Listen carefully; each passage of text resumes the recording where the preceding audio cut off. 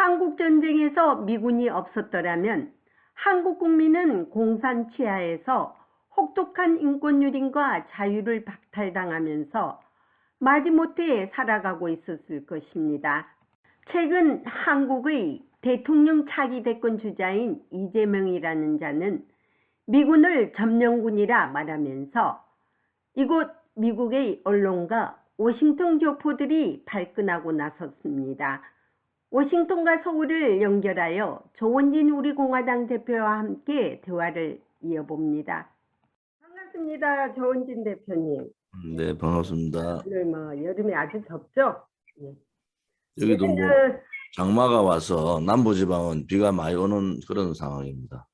여기는 독립기념일이라 연휴고 아주 그냥 불꽃놀이 하느라고 정신없고 워싱턴에 한 몇 밀리언이 모였습니다. 7.4 독립기념일이죠, 그죠? 예. 우리 공화당이 작년 7월 4일 날 전당대회를 해서 네. 새로운 지도부가 구성이 되고 네. 한 지가 1년이 지났어요. 1년 동안 많은 변화를 추구를 했고 네. 또 조직 시스템화가 이제 어느 정도 갖춰지고 네. 또 나름대로의 중앙당 기본적인 사무처 여러 가지 사항들도 다 정리가 되고 있습니다. 네. 그때 슬로건이 국민의 바닷속으로 가자 이렇게 했는데 그런 부분에 있어서는 조금 부족한 점이 있지 않았느냐. 네. 그런 여러 가지 지금 점검들도 하고 또 평가를 하고 있습니다. 네. 한국에 요즘 수많은 일들이 많더군요. 대통령 되겠다는 인간들이 엉뚱소리하고 미국을 점령군이라 하고 아주 이재명이가 정신이 나간 거죠. 그것 때문에 저는 실질적인 그 사람의 속내가 머릿속부터 빨간 사람이다 이런 그 얘기를 할 수가 있고요. 메가드 장군이 사령관이 한국을 점령군 그때 이제 진주해서 일본을 침략자로 규정을 했고 또 거기에 따른 일본 침략자에 대한 점령을 한 거고 또 그 이후에 이제 이 한미 동맹 관계를 방위 조약을 하면서 실질적인 한국 발전에 많은 기여를 했지 않습니까? 제가 그렇게 했죠. 소련도 북한 주민을 속이기 위해서 정말 신속하게 김일성 정권을 수립을 하고 또 그들은 해방군이라고 얘기했단 말이에요. 그러면은 이재명의 인식으로 보면은 미국이 점령군이라고 하면 소련은 해방군인가 우리 민족의 해방군이 소련인가 하는 것은 대한민국 자유민주 체제에서 정신 나간 얘기죠. 솔직히 저는 이재명이가 더 솔직히 얘기하면은 그냥 김일성이 민족의 영웅이다 이렇게 얘기하는 것이 솔직한 심정 아닌가. 그 사람 속내에는 과거에 낡은 그 이분법적 그런 그 운동권적 논리가 상당히 돼가 있고 그 당시에 80년대를 휩쓸었던 그 해방 전후사의 인식이라든지 이런 등등의 책들에 매몰되어 있는 모습을 보면서 과연 저 사람이 대한민국에 지금 대통령 후보 1, 2위를 달리고 있다는 그 자체가 저는 솔직히 부끄럽죠. 그리고 미국과 등을 쥐고 있는 지금 문재인 정권은 실질적인 한미동맹을 여러 가지 사항들을 침탈했고 자유민주 체제를 사실은 무너뜨리려고 상당히 했지 않습니까? 네. 이재명이 만약에 대통령 되면은 저는 국가보안법 폐지뿐만 아니라 한미동맹 해체하자, 미군 철수하고 전작권 해소하고 이런 수순을 당당하게 그가 밟을 거다. 이재명이 그런 상황을 모르고 실언을 한 게 아니고 그 사람이 항상 가지고 있었던 자기 내색을 본성을 드러낸 거다 이래 보는 거죠. 그러니까 그쪽 그쪽 어째 좌파들 쪽은 말만 하면은 어째 그 김씨 왕조들이 하는 그 3대 스승 김씨 왕조가 하는 그런 말을 하거든요. 그래서 오늘 제가 미 국회 국방위원장을 만났습니다. 그래서 한국의 다음에 대통령 될 사람이 이런 말을 하더라니까 박창대소를 하면서 웃으면서 아직 점령군의 맛을 못 보는가 보자고. 6.25 때 북한을 완전히 점령했으면 지금까지 한국이 이렇게 살겠느냐. 우린 점령군이 아니다. 평화유지군이다. 그런데 이런 말을 하는 자가 한국의 대통령을 하겠다는 것이 너무 서글프대요. 한마디로. 그러면서 아주 그냥 씁쓸한 말을 하더라고요. 미국으로 봐서는 뭐 사실은 동맹국으로서 미국이 보는 한국에 대한 배신감이 많겠죠.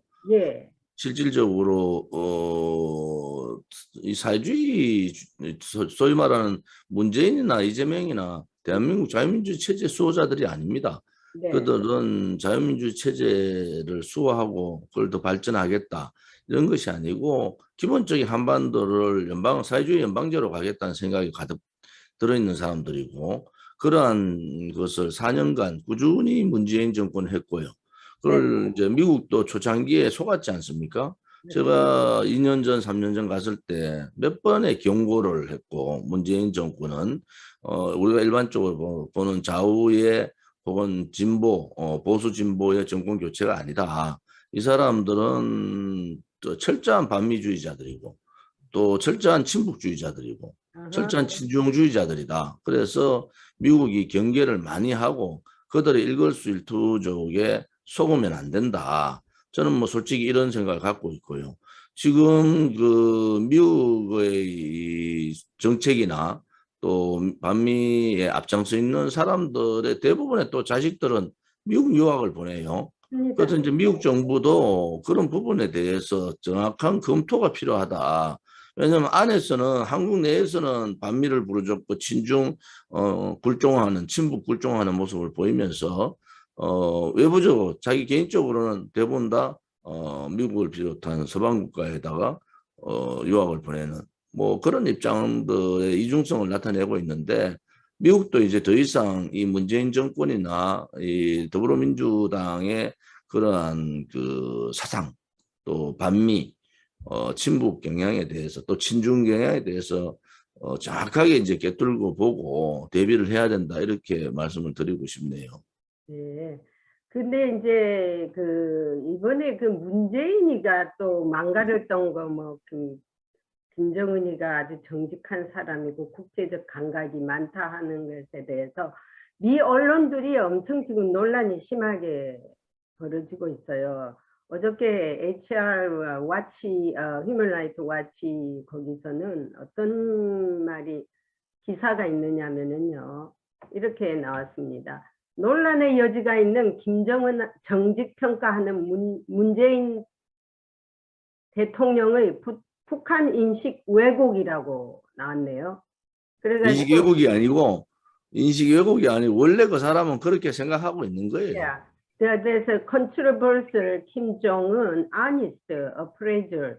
President Moon's perception of North Korea is distorted. 그러니까 이렇게 지금 퍼져 나오고 있습니다. 그러면서 한국은 앞으로 어디로 갈 것인가, 또 어떤 대권 주자가 나온 것에 대해서 굉장히 지금 예의주시를 하고 있는데 이 대권 주자가 잘 나와야만이 한미 동맹도 돈독히 할 수 있고 앞으로 북한 핵 문제를 해결하는데도 주체 없이 미국 편에 서서 뭐 공격이면 핵 사이트로 공격이면 공격, 오케이. 또 미국이 같이 이 페이지가 같은 페이지가 돼야 되는데 사사건건 지금 다른 페이지로 가고 있습니다. 이거 어쩔 수가 없는 거예요. 이게 시간이 더 딜레이 될 수밖에 없는 거예요. 구체적으로 지금 그 사드 배치를 철회하겠다까지 말이 나오고 있단 말이에요. 예. 뭐 그런 부분에 대해서는 미국에 대해서 반미를 스스로 이제 공표를 해버린 거 아닙니까? 네. 이런 부분에 대해서 내정 간섭의 문제가 아니고 이것은 사드 문제까지 얘기를 했다 그러는 것은 분명한 미국의 입장이 있어야 된다고 보는 거예요. 미국의 입장 없이 그냥 나는 뭐 대통령 되면 사드 배치 이걸 무력화시키겠다 혹은 뭐 배치를 사드를 철수하겠다 이런 발언들이 나올 때 미국이 그냥 정치적으로 얘기할 수 있다 이렇게 보면 절대 오산입니다. 저 사람들은 그냥 계산된 말을 하고 있고, 좌파들이 원래 그렇잖아요. 계산된 말을 하면서 전혀 다른 뉘앙스를 얘기하면서 나중에는 자기들이 그 일에 대해서 실천을 한단 말이에요. 네. 문재인을 보듯이 문재인이 뭐 대통령 후보 때 낮은 단계 연방제, 사회주의 연방제 하겠다, 연방제 하겠다 이랬을 때 그때 국민들 누가 관심 가졌습니까?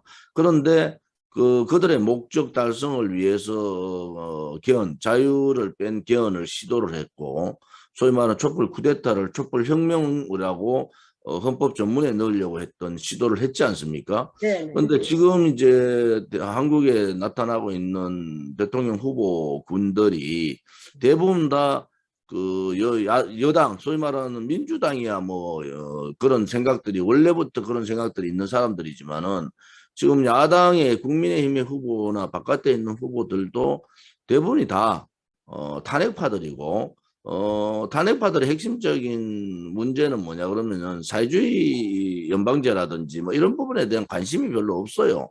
또 한미동맹에 대한 명확한 입장들을 잘 안 나타내고 있고, 또 하나는 지금 현재 문재인 정권의 좌파 독재에 대한 저항을 못하고 있다. 뭐 이런 부분들을 볼 때는 정권 교체에 대한 국민들의 열망은 대단합니다.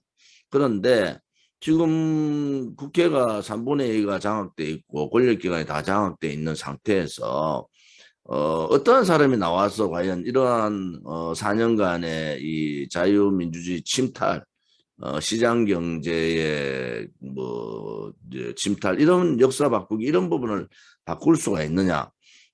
지금 후보 때도 제대로 목소리를 못 내고 문재인 정권 눈치 보고 또 중국 눈치 보고 북한 눈치 보는 그러한 우파 지도자들로서는 이 전반적인 무너진 이 대한민국을 바로 세울 수가 없다 하는 게 저희들의 입장이고, 우리 공화당은 그래서 좀 더 이 정체성이 확실한 대통령이 필요한데, 그 정체성이란 뭡니까? 바로 이 자유민주주의 체제, 자유시장 경제, 한미동맹, 자유통일 뭐 이런 부분에 대한 확고한 정체성이 있어야 된단 말이에요. 그다음에 이 탄핵 부분을 이제 돌이켜 보면은 문재인이 지금 4년간 했던 그 행위들을 보면은 탄핵 부분은 그야말로 이 과정상의 절차상의 문제도 있지만 불법 행위다 말이에요. 잘못된 탄핵에 대해서 명확하게 얘기할 수 있는 그런 이제 정치 지도자가 필요하다 이렇게 보고요.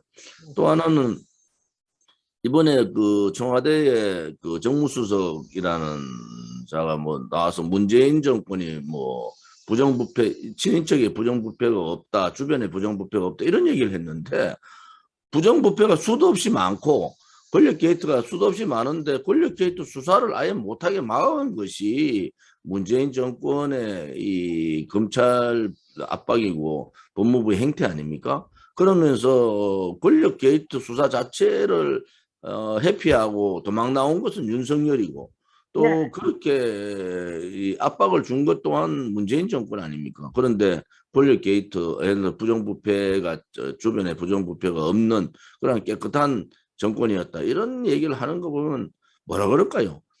박장대소하나 참 웃을 수밖에 밖에 없는 석소라 그러죠. 석소. 네. 웃을 수밖에 없는 참 그러한 상황이다 이렇게 얘기합니다. 근데 그 문재인이가 참 문재인 남자인데요. 최근에 어저께 누가 그 풍산개라고 그 김정은이가 준 개가 새끼를 낳았다면서요. 그래가지고 그 새끼 그 개집이 또 무슨 감옥 같은 철장이 있는 개집 안에서 문재인이가 그 새끼한테 젖을 먹이고 있는 걸 보면서 정신 나간 놈이라고 나는 생각해요. 왜냐면은 지금 우리나라 국민들이 얼마나 수모를 당하고 있으니까 대통령이 욕먹는다는 것은 곧 국민한테 욕하는 거거든요. 아니 집안에서 아버지가 부모가 밖에 나가지고 요거도 먹으면 그 자식들은 어떻게 고기를 들고 다닙니까? 이 병신 같은 게 그런 걸 몰라요. 저도 집에서 응. 강아지를 키우고 있는데요. 마리테즈가 2마리 있었는데 네. 12년, 엄마는 12년, 그 이제 새끼 암컷 새끼 딸은 10년 됐는데 10년 된 애가 워낙 몸이 안 좋아서 태어날 때부터 얼마 전에 죽었어요. 네. 뭐 그래서 제가 이제 강아지 다른 좀 튼튼한 종류가 다른 강아지를 이제 발발이라 그러죠. 네. 좀 그런 종류 새끼 한 마리를 2달 된 새끼를 그저께 집에 이제 가져왔어요. 네. 우리 이제 집에 이제 데려와서 보면은 뭐 아무튼 강아지 반려견을 키우는 사람들은 뭐 그렇게 철창에 들어가서 그것을 맞습니다. 준다 이거 이해가 안 가는 거예요. 근데 저희 왜냐면 만약에 남자가 그게 걔가 좀 약하다 이러면은 따로 이렇게 좀 보호를 하고 애미젖을 먹이든지 그 약하면 잠깐 데려 나와서 이렇게 하는데 그 뭐 쇼를 해도 쇼답게 해야 되는데 철장 안에서 쇼하니까 누가 또 뭐 국민의힘 그 저 누구 뭐 한 사람이 있어요. 전용인가? 뭐 박근혜 대통령한테 그렇게 욕잘하던 전용기가 철장에서 모습이 잘 어울린다. 뭐 이렇게 얘기를 해서 또 아니, 난리가 아니, 났는데 저도 그거를 저기 이제 마치 그 기자실에서 이렇게 보면서 보여줬더만 기자들이 뭐냐, he's in jail? 문재인이 지금 제일 안에 있느냐고 묻더라고요. 음, 그래서 음, 페리스는 제일 갈 거다. 음. 근데 이 사람들이 도대체 이 컨셉을 이해를 못해요. 왜 계집 안에까지 들어가서 그걸 먹여야 되느냐. 도저히 이해가 안 간다. 그러니까 이 사람은 망상증이 있어요. 자기가 김정은이가 그렇게 미워하고 욕을 해도 나는 너를 사랑한다. 이게 말이 돼요? 국민들을 사랑해야지. 빨리 이 사람 뱉어가지고 빨리 보내야 돼요, 저기. 지금 비행기도 9.19 군사합의 전 9월 18일 날 네, 뭐 남측 대통령이라고 농라도 체육 운동장에서 얘기했잖아요. 그 네, 안에 모든 게 함축되는 거예요. 그래서. 북한은 우리의 주적이고 우리 민족의 소위 말하는 반역자들 아닙니까? 맞습니다. 그런데 북한의 이 6.25 남침에 의해서 얼마나 많은 사람들이 돌아가셨어요. 네. 그런데도 그 가가지고 위대한 뭐 DNA 뭐 얘기를 하고 그래서 제가 볼 때는 저 사람들의 사고는 뭐 문재인이나 이재명이나 뭐 그 사고의 끝은 결국은 빨갛다 이렇게 보는 거고요. 이재명 저는 이제 걱정스러운 게 문재인보다 더한 이 친북 친중 반미주의자가 다음 정권을 잡으면 대한민국 정말 수렁으로 빠질 수밖에 없다. 또 하나의 걱정은 우파 중에서 과연 지금의 문재인 정권이나 다음 지금 소위 말하는 좌파들의 사회주의 경향, 저는 이제 토착 사회주의라고 얘기하는데 네. 그런 사회주의자들에 대한 정확한 인식을 가지고 있느냐. 그냥 지금을 국민의힘의 이제 국회의원들이나 소위 말하는 바깥에 생각을 하는 사람들 지금의 인식을 그냥 하나의 좌파 집권이다 이렇게 보는 건지 진보 정당인 혹은 그들도 뭐 진보라는 표현을 쓸 자격도 없지만은 그런 인식을 갖고 있는 건지 그렇지 않으면 이건 이제 자유민주주의 체제 대 사회주의 이 체제의 싸움이다 이렇게 보는 건지 이 부분에 대한 명확한 입장이 필요하거든요. 근데 지금 제가 바깥에 대통령 후보로 나와 있는 보수를 지칭하는 그런 후보 중에서는 그런 후보를 찾지를 못했어요. 그것이 저희들의 대단한 고민이다. 문재인보다 더 나쁜 놈이 나와서 다음 정권을 잡을 수도 있는데 자 그러면은 정권 교체는 해야 되는데 실질적으로 권력이 장악돼 있는 또 국회가 장악된 이 상황에서 어떤 사람이 도대체 할 수 있을까? 뭐 이런 입장을 가지면은 또 김종인 영감 얘기 안 나올 수 없는 게 개헌 논의로 갈 거다. 이번 7월 17일이 제헌절입니다. 네. 그래서 우리 공화당 벽보도에는 아무튼 장기 집권 업무 정치 여야 뭐 말로는 여야 연정이라 얘기하지만은 여야 소위 정치권의 야합에 의한 이원 집정부제나 내각제 개헌은 절대로 안 된다. 그것은 현재 있는 좌파들의 정권을 공고히 해주는 거고 일부 보수를 자칭하는 정치권들이 마르고 닳도록 정치 국회의원을 하는 그런 제도로 갈 수밖에 없는 구도다. 그래서 저희들은 뭐 7월달, 6월달이 호국 부원의 달 행사를 많이 했듯이 7월달에는 호헌, 그러니까 대통령제, 자유민주주의 체제의 이 헌법을 수호하는 그러한 그 여러 가지 행사들을 많이 가질 생각입니다. 근데 그 미국은 말이에요. 정치적 이념이 다르더라도 전직 대통령에 대한 예우가 따뜻하거든요. 아시다시피 절대 건드리지를 않습니다. 전직 대통령이 무슨 뭐 뮤즘이라든지 자기들이 개조했는 어떤 히스토리 역사관이라는데, 근데 한국의 이 잘못된 좌파 정권은 무조건 그 흔적 지우기를 하고 있는 이거에 대해서 너무 괘씸하고, 이거는 대한민국만이 이 세계에서 이런 일이 없어요. 전직 대통령의 모든 흔적을 다 지우고 이번에 역사마저도 다 지워가잖아요. 아니 자기 나라 예를 들어서 문재인이 밑에서 노무현이 흔적 지워요? 바위에서 떨어진 사람 뭐 잘났다고? 김대중이 흔적 지워요? 왜 박정희 대통령만 그렇게 못 살게 굴고 또 애국자, 또 예를 이승만 대통령. 왜 이거는 다른 의미가 하나도 없이 결국은 좌파가 아니라 사회주의 공산 정권이라는 것이에요. 그게 쉽게 막 그대로 말씀드리면은 자유파의 소위 보수 우파 국민들은 저들을 적으로 간주하지 않아요. 예. 아무튼 같은 정치를 해 나가야 되는 사람들이라 이렇게 지금까지 인식을 하고 그들이 하는 부분에 대해서 어느 정도는 뭐 자유파나 보수 쪽에서 고쳐야 될 부분 고쳐 나가면서 이렇게 한 거는 사실이에요. 근데 좌파들, 특히 자생적 사회주의자들이나 주사파나 자생공산주의자들이 지금 민주당에 있는 또 다른 생각을 가진 이념으로 똘똘 뭉치 있는 사람들은 자유파나 또 우리 태극기를 들었던 애국 국민들이나 또 보수 생각을 가지고 있는 사람을 적으로 간주합니다.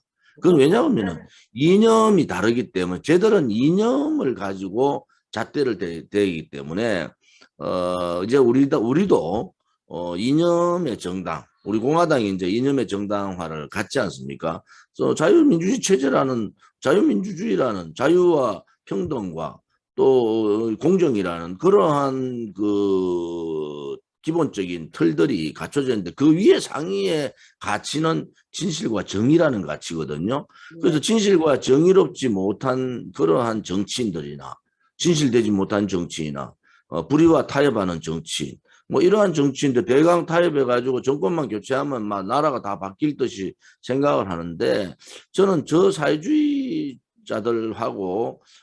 이념 전쟁을 할 수 있는 그러한 확고한 정당들이 이제 대한민국에서는 오른쪽에 자리를 잡아야 된다 이런 생각을 갖고 있는 거죠. 대통령도 저들과 당당하게 이념 전쟁을 하고 그 이념 전쟁을 통해서 이길 수 있는 그런 생각을 가져야 되는데 어제 제가 누굴 만났더니 그 얘기를 하더라고요. 아니 전 세계에서 좌파들은 폭력적이지 사실 않잖아요. 어떻게 사람 전 세계에서 오른쪽에 있는 우측 사람들 상당히 폭력적인 건 맞잖아요. 어떤 싸움에 있어서. 그런데 이제 대한민국은 좌파들이 권력도 장악하고 이념도 장악하고 그 소위 말하는 그 행동하는 폭력도 좌파들이 한다는 거예요. 민주노총이 지난 며칠 전에 그렇게 우리 보고는 집회 못하게 경찰들이 말이지 우리 집회인원의 한 10배 정도 경찰들이 하더만 민주노총한테 질질질 끌려다니는 모습을 보면서 아니 대한민국 그분 얘기예요. 대한민국이 가는 방향이 좀 너무나 온순하다 오른쪽 사람들은 그런 얘기를 하시더라고요. 그렇다고 해가지고 우리 공화당은 아무도 비폭력 투쟁을 하고 있는 것이 확실하고 또 그분도 얼마나 답답했으면 그런 얘기를 하셨겠어요. 단지 이 전 세계적 흐름을 봐서는 오른쪽이 상당히 그 폭력적이고 또 어떤 단계에서 만약에 도저히 못 찾을 때는 이제 폭발할 수밖에 없는데 오른쪽이 폭발하면 정말 무서울 정도의 어떤 상황이 오지 않습니까? 그런데 우리 대한민국의 오른쪽이나 특히 보수라는 사람들은 그냥 뭐 대강 이렇게 타협해가지고 대강 하면 된다 이래 보는 것 같아요. 쟤들은 벌써 정권을 바꾼 게 아니고 체제를 바꿔버리고 한반도를 사회주의로 가겠다고 생각을 하고 있는 사람들한테 그냥 대강 타협해서 여야가 합의하면 된다 이런 식으로 지금 4년 동안 국회 이번에 그 21대 총선 끝나고 저들이 일당 국회 3분의 1을 장악하면서 벌어지는 일들 보십시오. 과거에 보수 정당이 그렇게 많은 의석을 갈 때 그래 할 수 있었습니까? 못했지 않습니까? 그것은 왜냐? 그 당시에 좌파 소위 진보라는 좌파들이 굉장한 저항을 했지 않습니까? 그래서 못한 거죠. 그런데 지금은 언론 방송이 장악돼 있는 상태에도 요인이 있지만은 실질적으로 국민의힘의 저항이 거의 없다. 그래서 악법이라 하는 악법은 지금 다 만들어가고 있는 그런 상태예요. 그 한교안이가 오랜만에 그 우파의 진솔한 마음을 얘기했더군요. 며칠 전에 깜짝 놀랐는데 이게 진실한 건지 저기 표를 얻으려고 한 건지 그대로 제가 한번 적어봤습니다. 그 사람 말하는 거. 국민을 보호하고 나라를 걱정하는 것이 극우 우파라고 말한다면 자기는 기꺼이 극우 우파가 되겠다고. 이 오랜만에 말 같은 말을 했죠.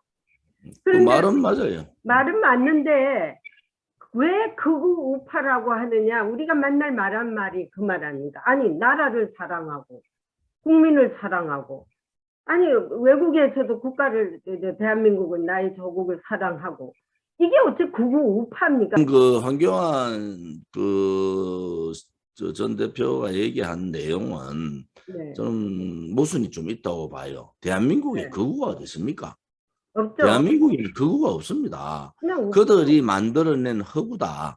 음. 극우는 소위 말하는 우리 공화당과 같이 보수 중에서도 딱 중간에 정통 보수라 그러죠. 예. 체제 시장경제, 자유민주주의 체제 시장경제, 자유통일 이런 확실한 이 헌법적 가치를 지키는 정당을 극우 정당이라고 좌파들이 하는데 그 극우라는 용어 자체가 황교안 씨의 인식이 잘못된 거예요.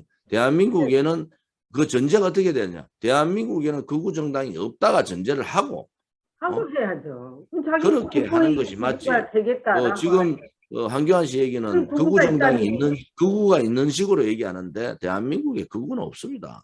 극좌는 있죠. 극좌는 나라를 전복하고 나라를 뒤엎으려고 했던 통진당 같은 극좌들은 있죠. 그런데 통진당의 많은 아류들이 지금 민주당에 들어와 있잖아요. 네. 근데 우리나라가요 걱정이 되는 게 대통령이 누가 되든 앞으로 이제 좌파가 아주 얼씬도 못하게 만들어야 됩니다. 이게 뭐냐면은 지금 국회에도 프락치가 엄청 있습니다. 군대에도 있고 뭐 하여튼 곳곳에 사방이 다 있어갖고 지금 나라가 이 모양 이 꼴이 됐는데 그 옛날에 그 국회 프락치 사건 아시죠? 뭐 오래된 사건이 전 역사적으로 한번 공부를 해봤는데 이 사건을 주도했던 오제도 변호사라는 분을 내가 인터뷰를 했어요. 옛날에 초기에 내 기자 생활 초기에 누가 아주 그냥 어레인지를 해서 그 사무실에서 아주 그냥 허심탄회하게 인터뷰를 했는데 국회 500명 프락치 사건을 본인이 했다더라고요. 그걸 다 정리하고 났는데 지금 그 이후로 국회 프락치가 엄청 있는데도 지금 실명도 지금 하지 않았지 않습니까? 이런 국정원장이 박지원 씨가 국정원장이에요. 제가 한번 우리 이제 이 국민들한테 제가 진짜 진솔하게 드리고 싶은 말씀은 이거죠. 정당의 지지나 또 정권의 지지에 대한 부분들도 뭔가 원칙이 있어야 됩니다. 문재인 정권 들어와서 보세요. 더불어민주당이 공천했던 오거돈 시장 지금 감옥 갔어요. 그렇죠. 성추행 해가지고 자기 치매를 주장했는데 법원에서 감옥 보내버렸잖아요. 3년인가. 또 하나는 지금 박원순은 성추행을 하다가 여러 가지 문제가 된 자살해버렸잖아요. 자, 이것이 오른쪽에 있는 정당에서 이런 일이 터졌으면 어떻게 됐겠습니까? 그 정당 벌써 이름 바꾸고 그 정당 벌써 무너졌겠죠. 또 하나는 윤미향이라는 사람이 그 어떤 반폐륜적인 행위잖아요. 또 김의겸의 그또 부동산, 또 지금 그 민주당에 나오고 있는 부동산 투자 부정부패 뭐 등등 수도 없이 말할 수 있는 이재명이의 그런 뭐 김부선 스캔들, 뭐 형수에 대한 그런 저도 뭐 그런 저를 듣어보지도 못한 욕을 저는 녹음을 통해 들으면서 아, 혹시 주변에 사람 있는가 싶어서 제가 그거 하면서 들어봤어요. 그런데 제가 말씀드리는 것은 이제 국민들도 판단의 중심을 잡아야 된다. 이 민주당 정권은 이러한 여러 가지 사항을 봐서 폐륜 정권이잖아요. 부패 정권이고. 그러면 대한민국의 국민이 살아있다면은 폐륜, 부패, 또 문재인이 지금 저질렀던 대한민국적 어떤 행위들 이런 부분에 대해서는 국민들이 이제는 정확한 판단을 하고 거기에 따른 입장이 밝혀야 됩니다. 왜냐하면 이런 전반적인 것이 실질적인 그 가치인데 대한민국의 가치가 뭡니까? 진짜 이 악이 선을 이길 수 없다는 기본적인 가치가 대한민국의 홍익인간의 가치에 들어와 있는데 아무튼 그것을 그냥 이게 정당이 변화하고 또 그들이 쇼를 한다 하더라도 기본적인 한 정권의 수도 서울의 시장이 제2의 도시 부산의 시장이 성추행범 한 사람 감옥 가면서 자살했다. 또 민주당이 더 많은 얼마나 많은 사람들이 지금 부동산 투자라든지 또 여러 가지 폐륜적 행위로 문제가 된 사람이 얼마나 많습니까? 그런데 거기에 대한 국민의 분명한 심판이 있어야 됩니다. 만약에요, 오른쪽도 그렇게 잘못했으면 심판을 받는 게 맞죠. 그런데 이것이 지금도 민주당의 지지가 30%를 넘어가고 문재인의 지지가 35%를 넘어가는 이 상황은 뭐 사실은 저는 대한민국의 실질적인 이 정의로움이라는 부분이 무너진 것이 아닌가. 그러니까 저희들이 우리 공화당이 창당을 한 근본적인 계기가 박근혜 대통령에 대한 불법 탄핵 무효라는 원천적인 부분도 있지만요. 2017년 3월 10일 날 5분이 돌아가셨는데 모든 언론들이 그것을 묻어버리는 것을 보면서 이 사회는 진실 정의가 사라진 사회가 됐구나. 그러면 그 진실 정의가 사라진 사회는 누가 권력을 잡았겠습니까? 그것은 불의의 세력하고 거짓의 세력이 권력을 잡아도 다 그들 마음대로 할 수 있는 나라가 돼버렸다. 이래서 실질적으로 국민들한테 그것을 알리고 진실된 나라, 정의로운 나라를 만들자. 그리고 아무리 그들이 권력을 쥐고 혹은 또 언론 방송을 장악했지만은 조그만 그 씨앗이라도 우리가 뿌리면서 국민들한테 알려야 된다. 이래가 우리 공화당을 창당한 거 아닙니까? 그러니까 좌파로 저쪽 왼쪽에 있는 애들로 봐서는 우리 공화당이 굉장히 두렵죠. 우리 공화당이 예를 들어서 지금 현재 국민의힘 저 무능하고 무책임한 국민의힘 행동하지 못하는 국민의힘이 아니라 우리 공화당이 국민의힘의 3분의 1만 의석을 가지고 있었으면 이렇게 가지 않습니다. 그래서 이제 국민들이 판단을 하셔야 돼요. 왜냐하면은 국민의힘 하나로 뭉치자 하는 것은 이제 시대적으로 맞지 않아요. 왜냐 그러면은 왼쪽에도 정의당이 있고 민주당이 있고 뭐 등등 있잖아요. 네. 오른쪽에도 이제 국민의힘을 견제할 수 있는 정통 보수 정당이 있어야 된다. 네. 좌파들이야 우리를 극우락하지만 오른쪽에 있는 국민의힘이 우리를 극우락할 자격이 있느냐 저가. 이 나라가 다 망해가는 이 시점까지 투쟁하지 못하는 그들의 행태는 비판할 자격도 없다. 이렇게 보는 거죠. 오히려 지금 그 국민의힘에 있는 몇몇 철딱선이 없다 그렇게 철딱선이 없는 정치인들이 우리 공화당을 오히려 극우라 그래요. 아니 우리 공화당이 무슨 폭력을 휘두릅니까? 무슨 사보타지를 합니까? 민주노총 같이 다 깨고 그냥 나가가지고 경찰하고 싸우길 합니까? 그렇지 않습니다. 그러니까 이게 지금 우리나라의 아주 비극입니다. 이 한국에 내가 요즘에는 한국에서 왔다는 그 자체가 너무 부끄럽고 그래서 한국에 어디서 왔냐 그러면 아주 침묵을 하고 있는데 근데 당당하게 한국에서 왔다고 하세요. 그렇게 제가 볼 때는 이 암흑의 시대에 이 소위 말하는 반동의 시대는 시대의 반동적 행위를 하고 있는 문재인 정권 좌파 오래 못 갑니다. 그래서 큰 호흡으로 봐야 된다.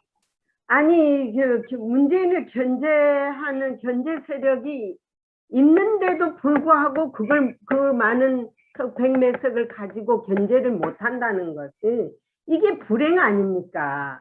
그러면은 우리 공화당한테다가 표를 줘갖고 공화당이 싸움을 하게 만들어주든지 자기들이 다 독식해갖고는 뭐 우판이 뭐 구분이 하지 말고 그래서 이제 문제는 윤석열이 이 인간도 검사 시절에 이재수 장군을 감옥에 였고 아주 마녀 사냥을 하고 빨가를 벗겨가지고 죽음에 이르게 했지 않습니까? 이 인간이 지가 무슨 이유로다가 대통령 하려고 나오는지 모르겠어요. 그래서 많이 화가 나죠. 그런데 이제 우리 공화당으로 이제 보면 이런 거예요. 사실은 이제 2030에 대한 특히 2030 상호에 대한 우리가 경계만 할 것이 아니라 이제 그들한테 다가가야 되는데 그들의 인식 변화는 굉장히 빨리 변화가 된 겁니다. 사실은. 네. 그게 뭐 국민의힘이 잘해서 그렇게 된 게 아니고 이 소위 문재인 정권이 청년들을 버려버리는 그런 인식들을 이제 가지게 된 거죠. 그래서 이제 우리 공화당도 이런 젊은 분들의 인식 변화에 좀 많은 눈을 떠야 된다. 저는 뭐 당대표로서 그래 보고 있고요. 단지 하나 이제 이 젊은이들이 애국심이 없는 것이 아니라 이제 그들이 실질적인 대한민국을 걱정하는 세대가 돼 가고 있는 겁니다. 그러면은 거기에 우리가 다가가는 것 또한 우리 공화당이 해야 될 과제고 숙제다. 그래서 우리가 우리끼리 모여서 이런 뭐 만족을 하고 또 그렇게 목소리를 내는 것이 아니라 언론 방송이 아무튼 우리 공화당의 자는 자대로 우는 우대로 본질적인 우리 공화당하고 다른 점이 있잖아요. 탄핵 문제, 박근혜 대통령의 문제. 이 문제를 거론하기가 힘들어하면서 이제 그런 우리 공화당을 소외시키는 그런 상황이 왔는데 우리가 좀 더 국민 속으로 다가가고 또 2030들한테 그들의 인식을 우리가 좀 고찰할 필요가 있다. 그들의 인식 변화는 굉장히 빠르게 인식 변화가 되고 있거든요. 그래서 우리 당에 2030 젊은 지도자들도 있고 또 젊은 당원들 또 많으니까 그분들이 모여서 그런 여러 가지 대책들을 강구를 해달라 이렇게 저는 거의 매일 요구하다시피 하고 있죠. 북한이 그 보통 그 독립기념일날 한 방씩 쏘는데 어쩐 일로 조용하죠? 그래서 북한 내부적으로 좀 복잡한 것 같아요, 지금. 여러 가지 상황으로. 그래서 혼선이 자꾸 생기는 것도, 김정은이 좀 왔다 갔다 하는 것 같아요. 이제 예를 들어서, 사람의 인선 문제라든지, 또 김정은이 했던 말의 권위가 많이 떨어지고 있다. 이런 느낌을 받고 있거든요. 그래서 지금 북한은, 아무튼 경제봉쇄가 장기적으로 감에 따라서 굉장히 먹는 문제에 대해서 굉장히 어려운 상황이 왔다. 그래서 지금 김정은이가 정권을 쥐고 이제 사실 꽤 오랜 기간이 지났지 않습니까? 네. 그런 상태에서 뭐 북한 주민들로 봐서는 미국하고 만나고 뭐 오늘이라도 통일이 되고 오늘이라도 이제 그들 말대로 좋은 입밥도 묻고 좋은 이제 환경에서 사는가 보다 이랬는데 경제 봉쇄는 더 심하게 들어오고 있단 말이에요. 그래서 저는 미국이 북한에 대한 경제 봉쇄를 더 강화해야 된다. 네. 결국 저래 되면은 문재인 정권이 외부에 의한 어떤 몰락이 아니고 내부의 붕괴가 올 가능성이 대단히 높다. 그러니까 이 지난번 전단지 부분에 대해서 김여정이가 신경질적인 반응을 보이는 것은 이 내부 문제가 터질 가능성이 많고요. 그 내부 문제가 평양이 아니라 평양 외곽 쪽에 있는 북한 주민들은 거의 사실은 인간으로서의 생활을 못하고 있어요. 그래서 그쪽에 있는 사람들의 어떤 여러 가지 조짐들이 좀 나타나고 있다. 통제가 안 나올 뿐이지. 그래서 그런 부분은 우리가 이제 예의주시해야 될 사항이다. 이래 보는 근데 거죠. 김정은이가 요즘 최근에 살이 많이 빠졌다고 하는데요. 어제도 국방부에서 저한테 묻더라고요. 왜 살이 많이 빠졌는가. 혹시 그 못 먹어서 그런가요? 요즘에도. 김정은은 아무튼 그래서 왜 살이 빠졌다고 보십니까? 얼굴에 대강 본인이 어느 정도의 건강인지 140kg까지 그 키에 140kg 간다는 건 대단히 위험 수준 아닙니까? 살을 뺐다고. 저는 뭐 의사들이 거의 절대적으로 아마 김정은의 건강에 대한 체크를 하고 있을 거다. 아, 그런데도 김정은의 건강 상태가 좋지 않은 것은 여러 가지 징후로 볼 수가 있거든요. 그래서 그런 부분들까지 여러 가지 입장을 보면은 북한의 어떤 내부적인 여러 가지 상황들이 전개가 될 가능성이 있는데 그것을 받을 그릇이 없어요. 예. 그것을 받을 그릇이. 지금 문재인 같이 그들과 같은 생각을 갖고 있는 사회주의자들이 만약에 북한에 여러 가지 징후가 일어났을 때 할 수 있는 행위들이 뭐가 있을까 하는 그런 고민들도 이제 우리가 좀 해야 된다는 아니, 거죠. 한국에서 자꾸 로비를 해서 뭐 북한의 제재를 풀어달라. 그래야지 뭐 테이블에 앉는다. 그렇게 푸시를 자꾸 하는가 봐요. 그런데 오늘 그 마키 상원의원, 이게 저기 민주당 의원이 한 방 때렸어요. 제재는 컨티뉴 해라. 북한이 딜을 하려고 제재를 풀어주면은 테이블에 나오겠다 한 거 그때서 보셋 소위 말하는 그렇죠. 엉터리다. 엉터리다. 네. 쇼다는 것이죠. 그러니까 그거는 절대 믿지 마라. 더 강하게 해라. 그것이 북한을 핵을 내놓을 수 있는 가장 유일한 방법이다. 우리 조 대표님께서도 그랬잖아요.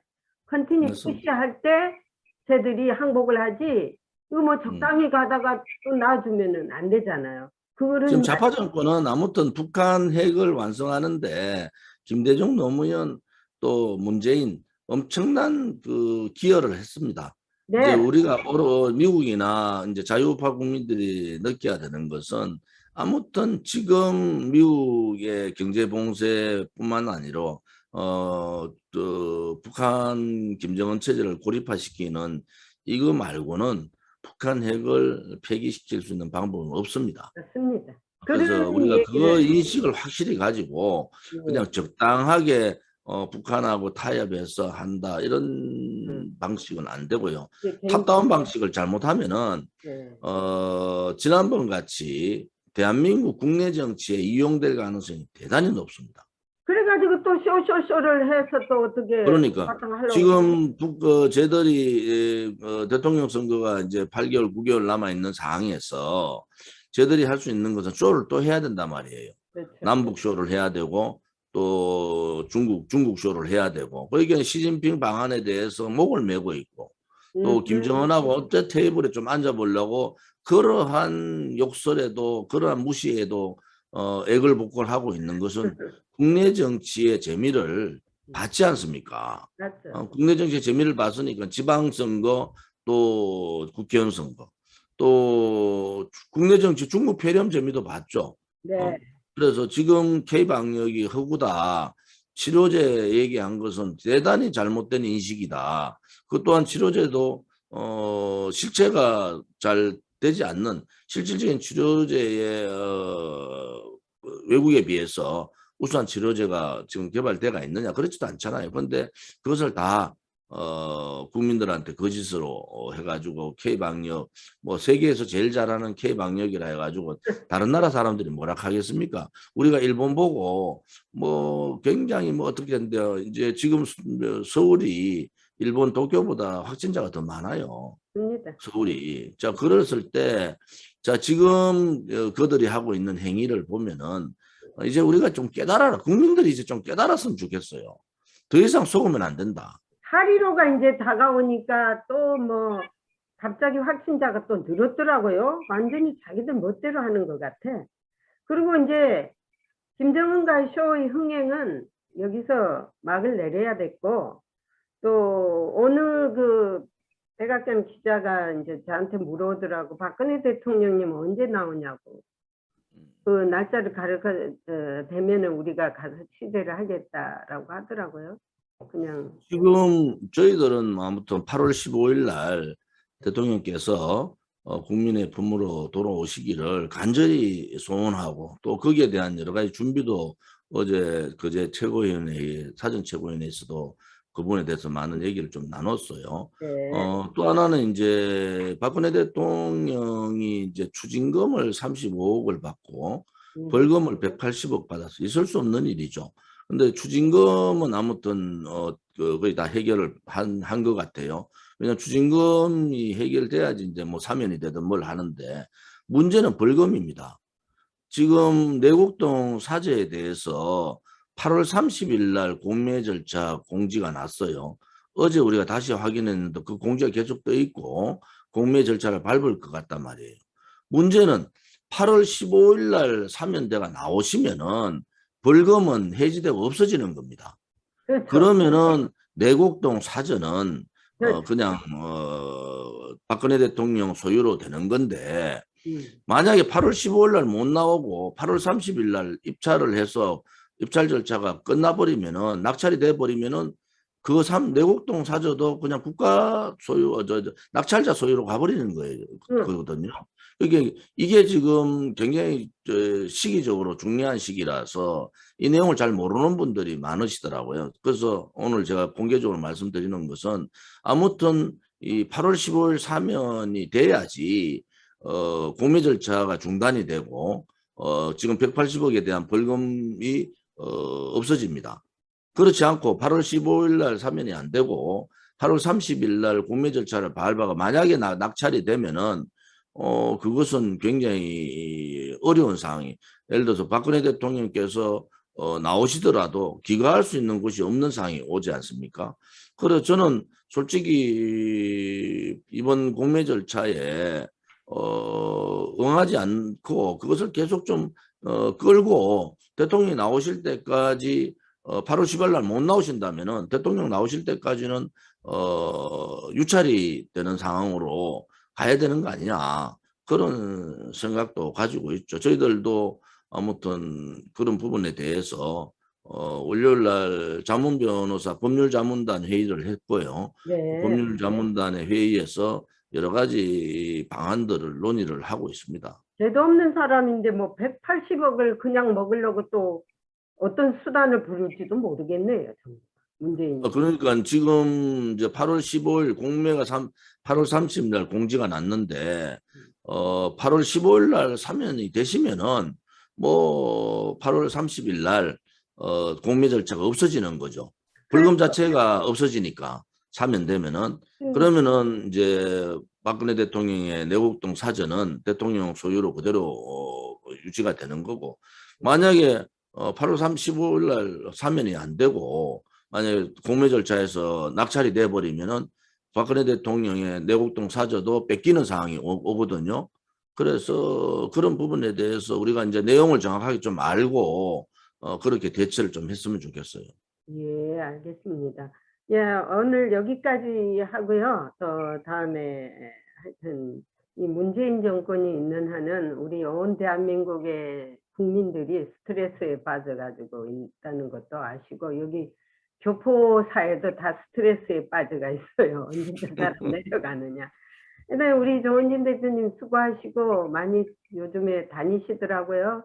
그래도 얼굴은 참 좋습니다. 보기 좋고요. 제가 맞죠 뭐. 노래를 많이 해서 그랬는지 노래 연설하면은 목이 안 쉬는데 네. 노래하면 목이 쉬어요. 예. 그게 다르더라고요. 또 하나는 이제 제가 월간조선하고 인터뷰를 장시간 했습니다. 예.